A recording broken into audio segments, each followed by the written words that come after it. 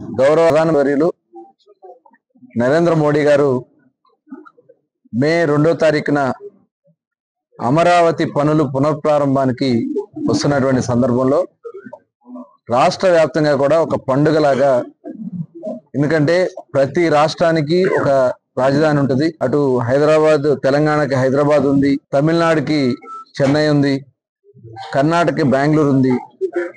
ఇలా అన్ని రాష్ట్రాలకు ఉంది. కానీ ఆంధ్ర రాష్ట్రానికి గత ప్రభుత్వంలో జగన్మోహన్ రెడ్డి గారు 3 రాజధానుల పేరుతో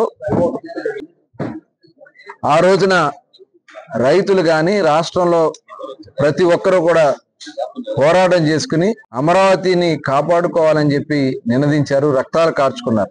ఇవాళ వాళ్ళ అందరి ఆకాంక్షకి మరి రూపం దాల్చేదానికోసం గౌరవ ముఖ్యమంత్రి చంద్రబాబు నాయుడు గారి కృషితో ఈ రోజు మరి అన్ని పనులు కూడా పునఃప్రారంభించుకోవడానికి ప్రధానమంత్రి గారు రావడం అనేది మనందరికి కూడా చాలా శుభప్రదం. వారి రాకని మనం అందరం కూడా గౌరవించుకుంటూ రాష్ట్ర నలుమూలల నుంచి కూడా పెద్ద ఎత్తున ఈ కార్యక్రమానికి రావడం జరుగుతుంది. అలాగే అన్ని జిల్లాల్లో, ఎందుకంటే ఇటు కృష్ణా జిల్లాలో కూడా పెద్ద ఎత్తున ఈ కార్యక్రమానికి వెళ్ళడానికి ప్రజలందరూ కూడా చాలా ఉత్సాహం చూపిస్తున్నారు. వచ్చిన వాళ్ళకి ఎక్కడా కూడా ఇబ్బంది రాకుండా ఉండడానికి అన్ని ఏర్పాట్లు, దాదాపు 1,00,000 మంది వరకు ఈ కృష్ణా జిల్లా నుంచి వెళ్ళడానికి సన్నాహాలు మరి ఏర్పాట్లు చేసుకోవడం జరుగుతుంది. ఎందుకంటే ఎంతమంది వచ్చినా ఇబ్బంది రాకుండా ఉండాలి. వాళ్ళకి ట్రాన్స్పోర్ట్ కానీ, ఫుడ్ కానీ, వాటర్ కానీ, మరి అందులో సమ్మర్ ఉంది కాబట్టి ఎవరికి ఏ లోటు రాకుండా ఇవాళ అన్ని ఏర్పాట్లు చేయడానికి ఇవాళ సమావేశం పెట్టుకున్నాం. మరి మన అందరి బాధ్యత ఈ అమరావతిని నిర్మాణం చేసుకుని అందరూ కూడా మన అమరావతి దీనికి భాగస్వాములు కావాల్సినటువంటి అవసరం ఉంది. గౌరవ ముఖ్యమంత్రి గారు కూడా అన్ని ప్రాంతాలను, ఇప్పుడు రాయలసీమ ప్రాంతాల్లో అక్కడ చేయాల్సినటువంటి కార్యక్రమాల మీద ఒక ప్రణాళికతో ముందుకెళ్తున్నాం.